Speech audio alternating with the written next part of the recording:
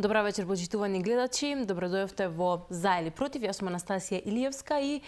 денеска ќе ја затвориме оваа работна недела и ќе посветиме внимание на работата на Собранието, бидејќи во тек во овој период Собранието имаше полни раце работа. Особено во фокус беа одредени предлози за законски измени и денеска ќе посветиме внимание и ќе зборуваме за одредени делови, особено во делот на кривичниот законник и дела кои што до сега ги немало, а сега веќе се ставени како предлог измени на кривичниот законник. За ова и за многу повеќе поврзано со работата на Собранието, вечерва како гостин имам пратеничката Драгана Бојковска. Добра вечер, Анастасија. Благодарам на поканата и поздрав до сите што не гледаат. Како што кажав за почетокот, би сакала да се осврнеме на кривичниот законник, бидејќи тоа е еден од најмногу зборуваните кога станува збор за правната легислатива. Вие како група пратеници ВМРО ДПМН поднесе предлог измени на кривичниот законник. За што станува збор и за какви измени предвидува и зошто е важно јавноста да ги знае, да биде информирана за истите? Така, Анастасија, многу важно и актуелно денес и изминативе недели во Собранието се токму предлог измените на кривичниот законник кој што е поднесен од 9 пратеници од ВМРО ДПМН, меѓу кои што сум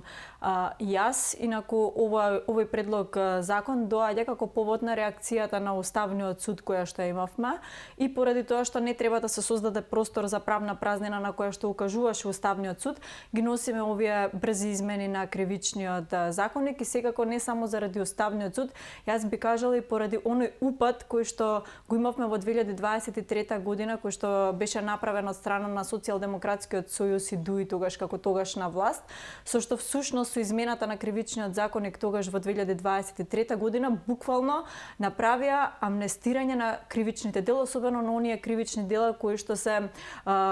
обележија на членот 353 или злоупотреба на службена положба и овластување, со што практично тогаш со носење на тие измени застареа 200 кривични дела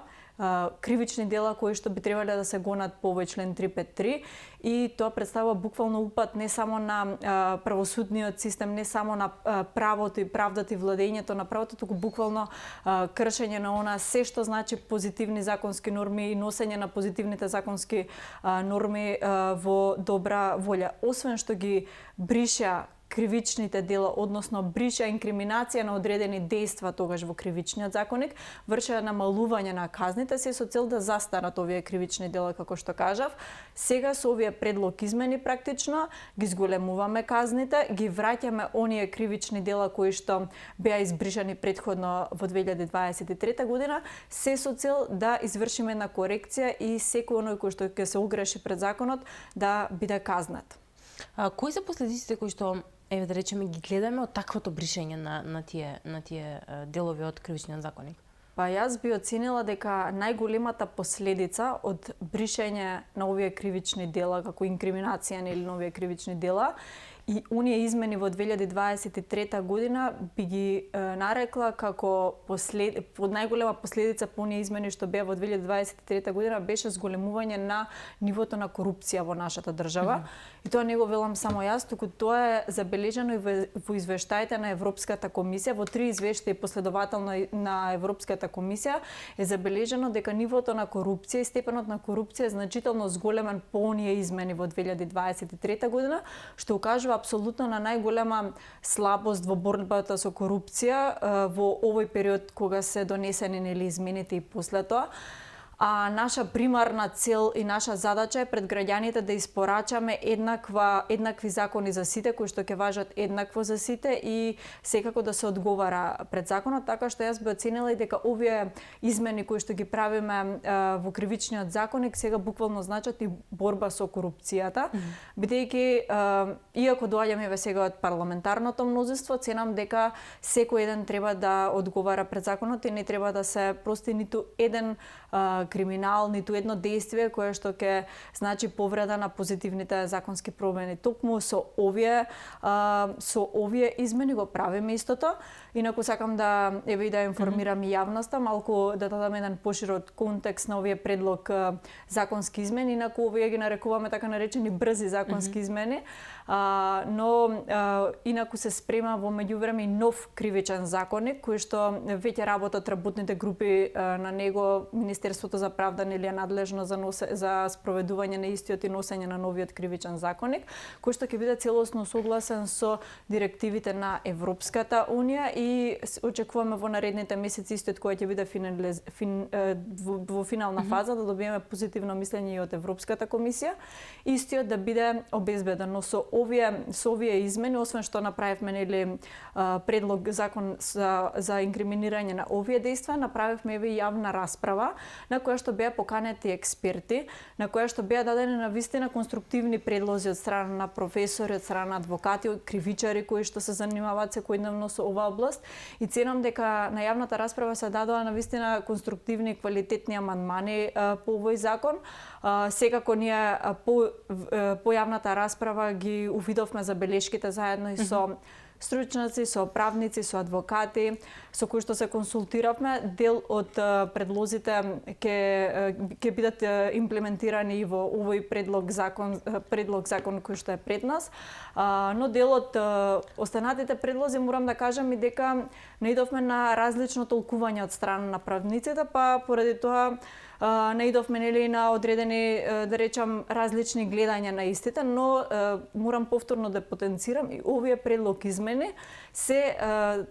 буквално со оние европски директиви кои што се нели задолжителни исто така и за нас. И во таа насока јас мислам дека кога се работи за кривичниот законник, особено како правник, треба да бидеме многу внимателни кога вршиме било какви измени на истиот, бидејќи кривичниот законник, ја не би рекла дека е најтежок закон, туку е и најтежок и најсензитивен за измени. Треба да бидеме многу внимателни, буквално што се вели и на една запирка и на одстранување на запирка во реченицата, бидејќи може да го смени целиот контекст. Така што во оваа насока сме многу внимателни кога правиме одредени измени, секако консултирани со експертите и со кривичарите, и поради тоа што е сензитивно заради граѓаните со кои што директно е поврзана нели слободата и правата и инкриминацијата на овие дела. Сме многу внимателни и во овој дел, иако се предлог измени, во наредниот период ќе наидеме на нов кривичен законник. Кога станува збор за дел од работите кои што се предвидени, предлагате дека телесната повреда во случај на семејно и родово базирано насилство, и тоа не подразбира само насилство помеѓу маж и жена, туку подразбира ако има насилство меѓу дете, родител, помеѓу различни членови на семејството,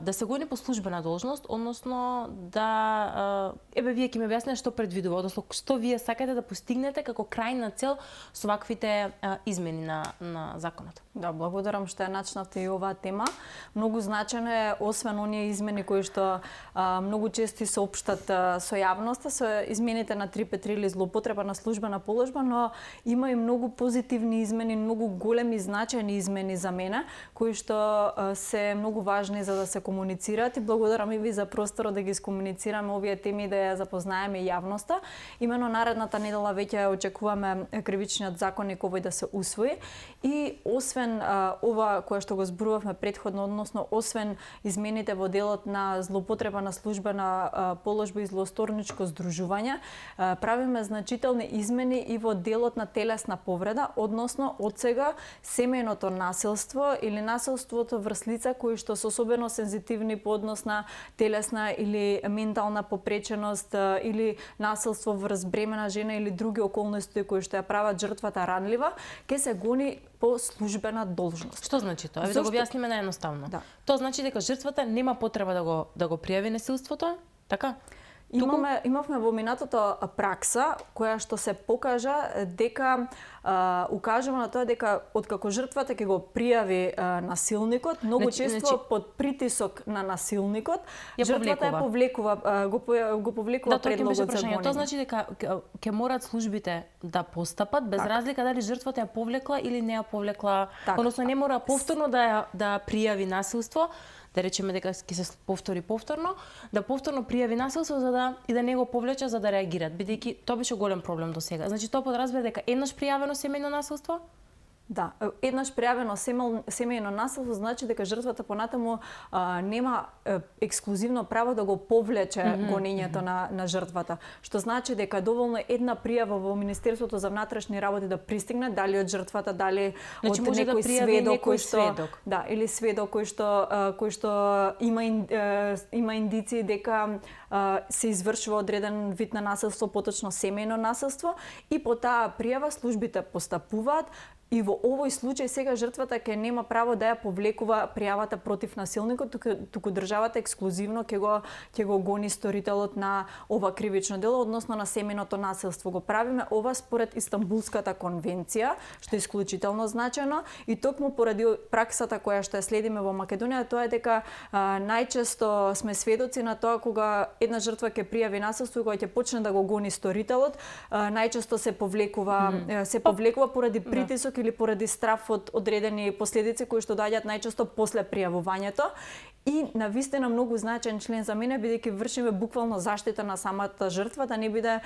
директно вклучена во гонењето на вршителот нели на семејното насилство. Така што мислам дека голем исчекор е ова за нашата држава, бидејќи за жал сведоци бевме, еве и ние како жени, особено посензитивно мислам дека паѓа ова прашање за нас, каде што гледавме многу случаи на семејно насилство, многу жртви на семејно насилство, и секоја една жртва која што би се нашла како потенцијална нели жртва на вршење на ова кривично дело, за мене ќе биде голем успех доколку истото се спречи. Секој еден човечки живот за нас е важен и секоја една жртва доколку биде заштитена согласно нели овој закон сега, за мене ќе представува голем успех. Да, особено тука треба да поработат малку и останатите институции, центрите за социјална работа, да не вршат помирување и така натаму, но и самото судство кое што за жал видовме многу пати дека знае да пресуди условна казна и потоа насилникот повторно да го повторува делот и да не добие никаква казна, така што овој систем малку подлабоко треба да се разработи, но ова е значаен напредок кога станува збор за семејното насилство. Што мислите дека ќе се смени за жртвите овие законски измени? Ќе бидат ли можеби похрабри да го пријават, бидејќи со самото тоа што по службена должност ќе се гони, тоа значи дека како што кажавме, еднаш пријавено семејно насилство ќе треба нели да се постапи без разлика дали жртвата ќе ја повлече или не пријавата. Дефинитивно мислам дека со ова измена и со гонењето на семејното насилство по службена должност, дефинитивно мислам дека ќе се случи оној чина похрабар чин од страна на жртвите за да истото се пријави, бидејќи еднаш пријавено, еднаш стигната таква индиција до институциите, значи дека нема понатаму повлекување или притисок од страна на жртвата за истото да се спречи. Тоа е едниот момент, храброста жртвата истото да го пријави. Вториот момент што мислам дека дополнително ќе се случи кај овие жртви нели на семејно насилство е што конечно мислам дека ќе чувствуваат една поголема заштита, дека не се сами сега во овој систем, дека не се тие кои што треба да ја водат оваа голема битка кога особено кога се жртви на семејното насилство, туку дека тука сега веќе стои државата како нивни нели заштитник и како субјект кој што ќе ја води целата постапка, така што како што кажав и претходно, буквално нема да го чувствува тој товар дали ќе зависи од нејзе повлекувањето или пријавувањето во некој случај на семејното насилство, како што кажав, дури во случај на поднесена пријава од страна на некој кој што слушнал или кој што има индици дека има семејно насилство на определено место, дека ќе може да се пријави. Една од оние ново кривично дело кое што се предвидува да се воведе нели во самиот кривичен законник е злоупотреба на туѓа интимна слика и фотографија. И ова е нешто што досега не беше регулирано со закон и е голем исчекор, имајќи предвид како се движат трендовите кога станува збор за употреба на социјални мрежи, како телефоните стана како залепени за нашата рака и за жал како некој може да злоупотреби туѓа интимна фотографија, која што потоа бевме сведоци нели на случај од јавна соба каде што голем број за жал на жени и девојки беа буквално злоупотребувани во таа јавна соба. Што предвидува ова кривично дело, односно како ќе се заштитиме со ова кривично дело? Токму така. Или какви казни, односно како буквално ќе биде таргетирани оние кои што за жал имаат такви индиции и претензии да злоупотребуваат туги фотографии, и во најчесто се случуваше и во насока на тоа дека се користеа како буквално средство за уцена. Така што некако може да биде поврзано со претходното, да речеме, семејно насилство. Да, ова е ново кривично дело, како што кажавте, злоупотреба на снимка, на слика, на аудиозапис, кој што содржи сексуално експлицитна содржина. Значително, исто така, многу значително за мене, бидејќи, како што напоминавте, го имавме случајот јавна соба во која што завзема едно поголемо внимание во јавноста, и ценам дека со ова кривично дело буквално вршиме заштита на приватноста на личноста. Инаку, еве да појасниме и за јавноста што значи токму ова кривично дело. Значи дека доколку определена содржина во форма на слика, на снимка, на аудиозапис, која што содржи сексуално експлицитна содржина, доколку биде споделена на трето лице неовластено без согласност на личноста која што нели е во содржината, или доколку ја направи јавна истата содржина, значи дека ќе може да се гони сега по ова кривично дело. Ова не беше случај досега, не беше ставено како инкриминација во кривичниот законник, така што, како што напоминавте, во ера кога се е веќе на социјалните мрежи, многу се брза се да се сподели, некако животот како да почна да се одвива во најголем дел и на социјалните мрежи, но многу значајно и во ера на вештачката интелигенција, каде што буквално имаме големи случаи на некаква си представување на лажна слика, на лажни вести, на лажни моменти. Во ера на таква ситуација во која што гледаме дека имаме и злоупотреба на самата вештачка интелигенција, цениме дека треба да направиме инкриминација и на ова кривично дело, така што исто така голема значајност за мене во кога се работи за заштита на жените особено, и мислам дека ќе имаме би рекла и простори понатаму да видиме како ќе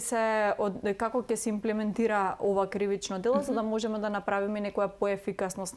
на самото кривично дело. Инаку кога зборуваме во овој контекст на кривичниот законник, освен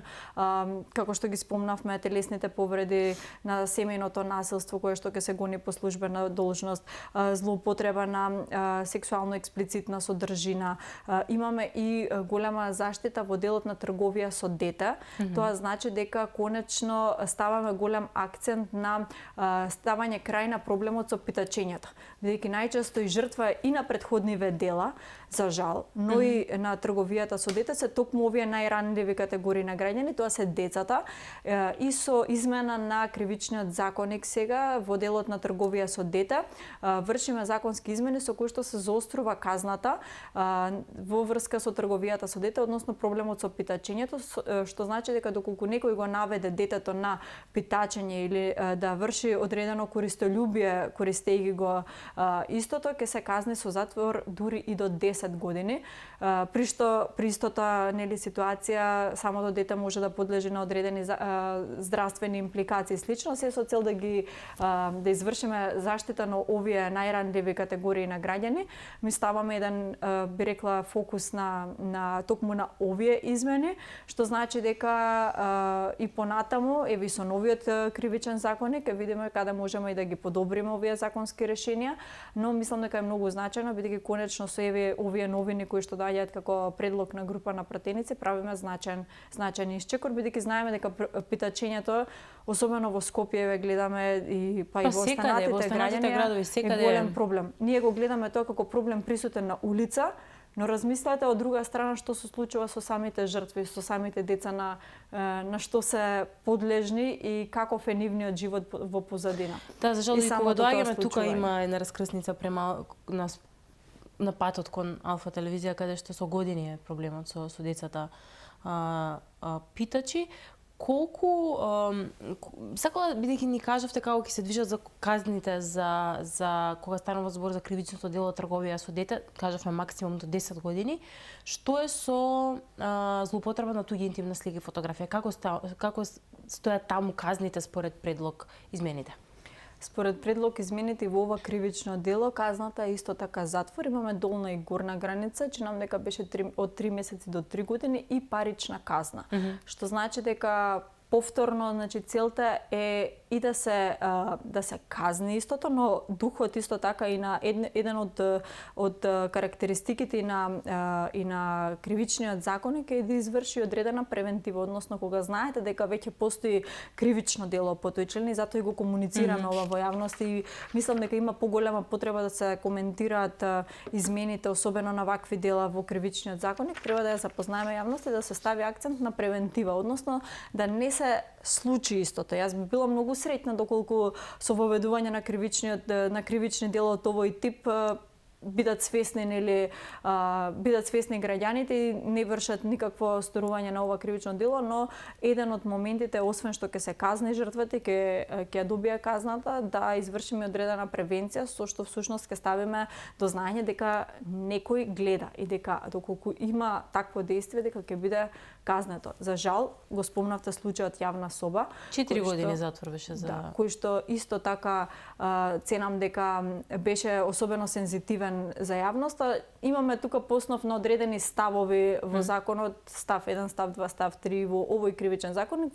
во зависност од одредени битија во кривичното дело, како што е злоупотреба или на одредена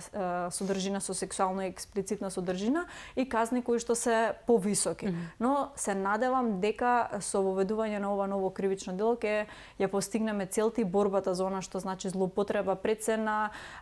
податоците, на содржината и на личност. Така кога ќе се дефинира како кривично дело, до сега во правната рамка не беше дефинирано, но кога е веќе дефинирано кривичното дело, тогаш да би требало малку повеќе да влие на да речеме на таквите сторители на кривични дела.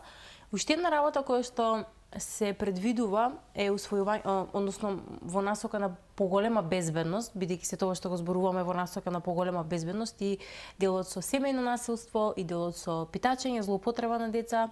па дури нели и делот со злоупотреба на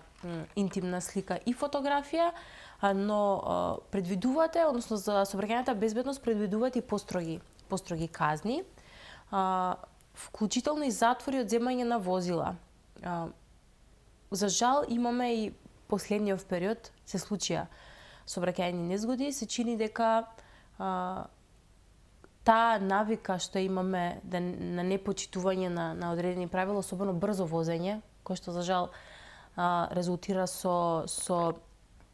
човечки животи,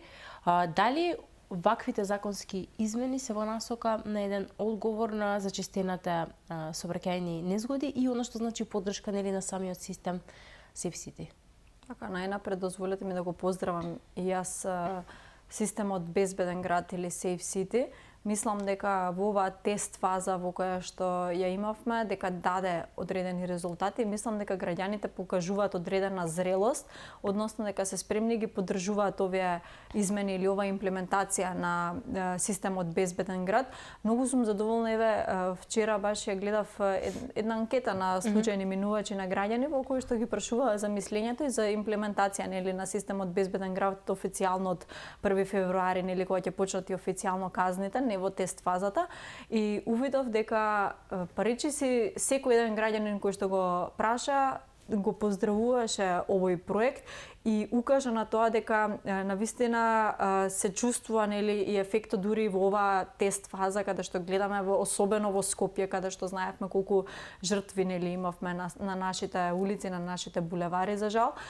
и гледаме веќе дека и дури во тест фазата нашите граѓани покажуваат одредена зрелост, така што тоа ме радува што е добро што е поддржано од страна на граѓаните. Се надам дека истото ќе биде поддржано и со имплементирање, односно со одредена предпазливост за да немаме изрекување на оние казни. Токму и со овие измени на кривичниот законник вршиме одредени измени кои што се однесуваат токму и во делот на Safe City или Безбеден град, како што напоменавте за грозување на безбедноста во сообраќајот, правиме заострување на казните, например заострување на казните со затвори со парична казна, што значи дека нема сега да се избира да биде или затвор или парична казна, туку ставаме одредба во која што ќе биде предвиден затвор и парична казна. Понатаму во делот на безобзирно управување со моторно возило, исто така многу значајно да се напомене е дека и во овој дел вршиме измени во случај кога оној кој што управува нели со моторното возило, доколку е под дејство на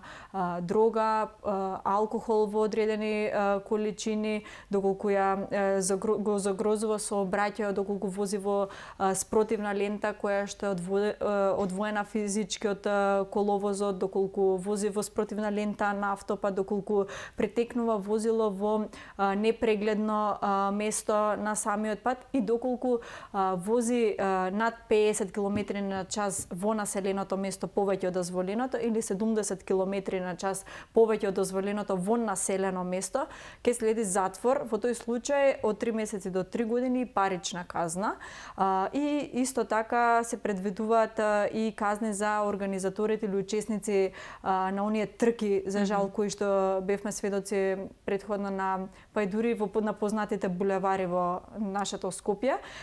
и за учесници кои што се во сообраќајот без положен возачки испит, бидејќи за жал, следејќи ги вестите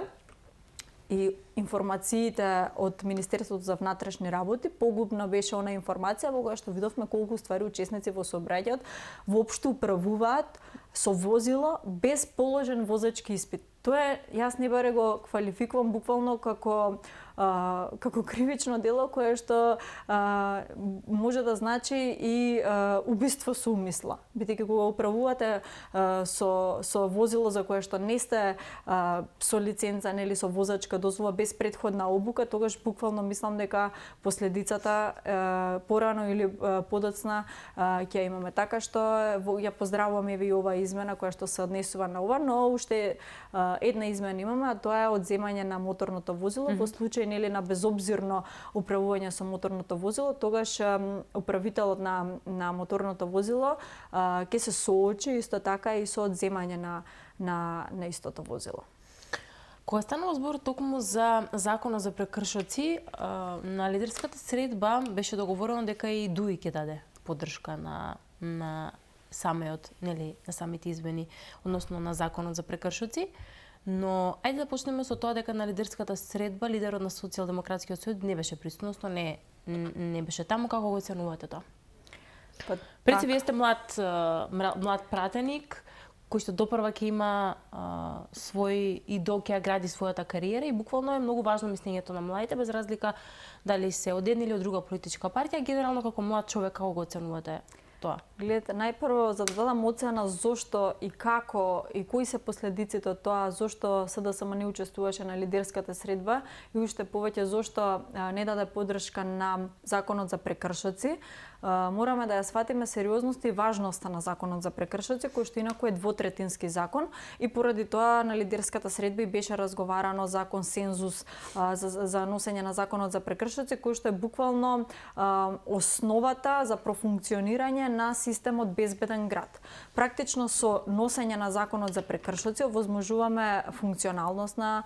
системот безбеден град, за да со самите камери, со самиот систем да се констатира прекршок и истиот да биде испратен во дигитална форма или до управителите на моторното возило. И една многу исто така значајна измена која што мислам дека треба граѓаните да ја знаат, а тоа е дека со законот за прекршоци се предвидува и автоматски престанок на важење на возачката дозвола доколку бидат изречени 3 казни за забрана за управување на моторно возило во период од 4 години. Така што затоа ја потенцирам важноста на законот за прекршоци кој што е двотретински. За жал, СДСМ не го поддржи овој закон. Јас не можам да ја разберам искрено логиката и филозофијата на Венко Филипче, каде што во една пресконференција го гледаме како го поддржува системот безбеден град. За денеска да каже нема да го поддржиме. Пратениците на Социјалдемократскиот сојуз нема да го поддржат законот за прекршоци, кој што е уствари основата за функционалност на системот безбеден град. Па ние имавме ситуации во минатото во кои што председателот Венко Филипче излегува на пресконференција и кажува ќе поднесеме резолуција за мигранти и потоа гледаме дека де факто немаме всушност поднесена никаква резолуција во собранието која што се однесува на мигрантите. Па имавме ситуација во која што најавува резолуција за црвените линии, па немавме никаква поднесена резолуција во собранието за црвените линии, така што навистина многу конфузна е, да кажам, политика на водење. Тоа што Венко Филипче не присуствуваше на лидерската средба, јас не можам да го оценам како ништо друго освен како навистина несериозен политичар, несериозно делување во политиката. Јас како млада личност пак особено кажувам дека на Македонија е потребна здрава и силна опозиција која што ќе биде коректор на власта. Но од друга страна навистина овие постапки на опозицијата, особено на лидерот Венко Филипче, не можам ниту да ги оценам, ниту да ги проценам како релевантни или како начин на водење на квалитетна и здрава политика. Така што навистина чудно однесување. Знаете како многу често не знаеме да кажеме, ако не сте на масата да ги носите одлуките, тогаш најверојатно сте менито, и кога правите простор, односно има празно столче на опозицијата, и кога не присуствувате на овие лидерски средби, најверојатно кога испразнате ова место, тогаш најверојатно некој друг ќе го превземе истото место, оставајќи простор за релевантна опозиција, релевантна опозицијска сила во државата. Де факто јас мислам дека ќе настане ситуација во која што некој друг ќе го превземе местото. Повторно ќе кажам, за мене како млад човек особено не ми е драго да се создава еден таков политички амбиент, па и заради политичката култура во која што ќе имаме навистина слаба опозиција. Ние како ВМРО ДПМН знаеме дека имаме апсолутната власт. Ние имаме и законодавната, и извршната власт, имаме и најголем број на локалните избори, мнозинство од градоначалниците во општините со исклучително добар резултат, но навистина мислам и ценам дека треба да имаме една здрава опозиција која што ќе биде коректор на власта. За жал, со Социјалдемократскиот сојуз и со Венко Филипче не гледам таква ситуација во која што би имало некакво подобрување на оваа ситуација. Како е што е состојбата со пратеничката група, бидејќи во јавност имаше некои коментари за такви некои раздвижувања? Како вие ја гледате, каква е атмосферата во собранието? Што може да се забележи таму? Знаете како, Анастасија, јас не сакам многу да коментирам за другите политички партии. Не се радувам на тоа што се случува таму. На крајот од денот не ми е ни фокус, не ми е ни како да кажам, најбитна работа тоа да го гледам, но многу често и во моите излагања, во моите говори и реплики со колегите од Социјалдемократскиот сојуз, знам да кажам со одредени предлози, со одредени действија што ги прават во собранието, со одредени пресконференции кои што ги гледаме од штабот на Социјалдемократскиот сојуз, па со одредени постапки на пратениците од Социјалдемократскиот сојуз, знам јас често јавно да ги прашам да не ве мести вас некој во вашите редови. Бидејќи навистина се создава таков впечаток на една некохезија, на една неусогласеност, на едни несоодветни однесувања на една единствена партија која што треба да биде би рекла сплотена. И чести се такви појави во собранието, ги гледаме, но тоа е на крајот од денот нивна работа, како ќе се одвива кохезијата, како ќе биде она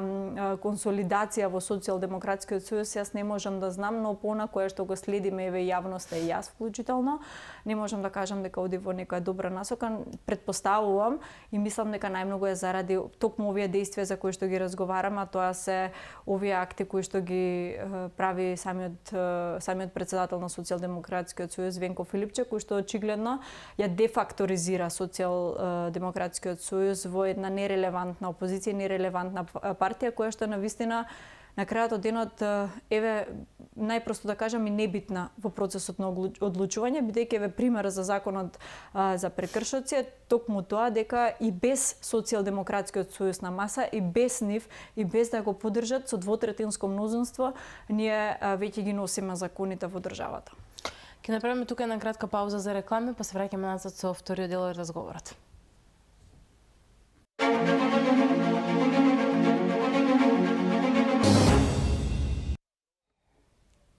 Да, се враќаме назад во студиото, го продолжуваме разговорот со пратеничката Драгана Бојковска. Зборувавме за законските измени, но и ја спомнавме борбата со корупцијата, но не можеме да продолжиме да зборуваме за борбата со корупцијата без да ги искоментираме последните случувања, особено случајот со судијата Ристов и оние 350.000 евра содзидани во семејна куќа, нешто што наликува на некој филм режиран во Холивуд, меѓутоа се случува тука кај нас во Македонија. Колку ова, за жал, е сликата на одредени, да речеме суди, обвинители, бидејќи за жал довербата во судството поради вакви случаи беше 2. Мислам дека сега се направи уште по на ниво на статистичка грешка. Да, но имаме низа на примери каде што буквално не одат во насока на тоа да бидеме реални. Сум зборувала тука и со правници, и со поранешни јавни обвинители, сте зборуваат дека во нашиот правен систем имаме многу квалитетни луѓе кои што за жал не можат да дојдат таму каде што треба да бидат поради овие некои лоши статистички грешки кои што ги зборуваме и оние кои што буквално го еродираат системот. Ќе видиме како ќе продолжи се тоа поврзано со судијата и останати индиции кои што има, но како ќе се бориме со корупцијата, имајќи предвид за кога излегуваат вакви наслови на медиумите. Да, токму ја погодивте и суштината, Анастасија. Не можеме да водиме борба со корупцијата доколку имаме корупција во самото судство, која што се очекува да испорача правдата и да биде коректор на сеја она нели која што се случува како незаконско дејание. Јас, особено како правник, морам да кажам дека за жал оние неколкумина, не се многу, неколкумина се во судството кои што подлежат на вакви незаконски действија, кои што се корумпирани и кои што подлежат на мито, ја валкаат судската тога и тоа за сметка и зима на оние кои што се навистина честни, професионални, кои што буквално работат се она кое што значи заклетва, нели, за да се положи правдата, за да се испорача правда и да им служи пред се на граѓаните. Јас, особено од оваа позиција, можам да испратам една порака дека во јавноста нели слушавме многу коментари од типот дека немаат доволен буџет во правосудството, дека и бројноста се зборуваше дека бројноста исто така на суди. Тоа имало нели проблем со во делот на обвинителство, нели? Да, факт е тоа и очекувам сега со новиот закон, односно измените во Законот за Академијата за суди и јавни обвинители, кој што наскоро треба да дојде во собранието, дека ќе го откочиме оној процес во кој што ќе отпочне нова генерација во Академијата за суди и јавни обвинители. Факт е дека огромен број на суди недостасуваат во основните па и во апелационите подрачја и ценам дека со ова ќе направиме исчекори во овој дел, но тука повеќе би сакала да потенцирам дека ќе го зголемиме буџетот, ќе го зголемиме буџетот во правосудството и во јавното обвинителство, но би им дале уште поголема автономност, само нека испорачуваат правда. Навистина, како дел од законодавната власт и испраќаме порака за која што од почеток сме многу јасни и децизни, дека навистина не сакаме да се мечаме во судската власт и ќе направиме се што значи нивно возможување за да испорачат, ама навистина вистинска правда која што ќе почувствуваат граѓаните, за да немаме онаква погубна ситуација од 2% доверба во самото правосудство, бидејќи тоа укажува на вистина дека кога зборувате за борбата со корупцијата, имате најнизок степен на доверба токму во правосудниот систем, тогаш зашто зборуваме ние кога зборуваме за борбата против корупцијата, кога нема начин како да се заштити таа корупција, односно како да се изврши вистинска борба со корупцијата и со казнување на оние кои што се подлежни нели на корупцијата. За жал имавме свеж пример со судијата Ѓоков со пронаоѓање на оние 350.000 евра. Ние имавме и случај каде што во техничка влада најдовме врховен судија со пари во рацете, па понатаму имавме и случаи, нели, и во изминатиот период и на носители на јавни функции кои што исто така беа изведени пред очите на правдата за да се соочат со она кое што значи инкриминација или кривично дело, така што од тука ние сме многу јасни дека криминалот не се исплати. И тоа е нешто кое што треба да го сватат сите оние кои што и суди и носители на јавни функции, вклучително на сите оние кои што се и на раководни позиции, дека нема да има селективност во правдата и дека нема да има селективност во законот и дека навистина корупцијата и криминалот се неисплатливи, дека на крајот гледаме како завршуваат. Со тоа нема да застанеме и ќе вршиме континуирано борба против истото. Знаеме дека е најтешко да се реформира судството, бидејќи не е дел од законодавната или од извршната власт, тоа е посебна власт, но како партнер на граѓаните мораме и ние нели да